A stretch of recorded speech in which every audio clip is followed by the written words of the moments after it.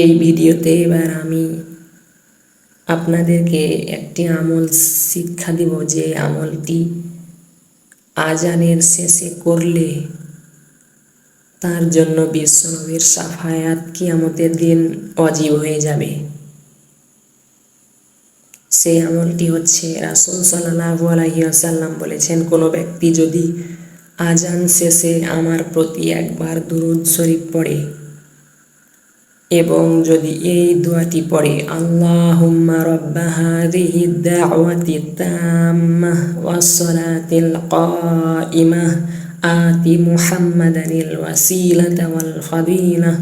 ওয়াবআসহু মাকামান মাহমুদানিল্লাযী ওয়া'আদতাহ, এই দোয়াটি তাহলে তার ওপর আমার শাফায়াত কিয়ামতের দিন ওয়াজিব হয়ে যাবে।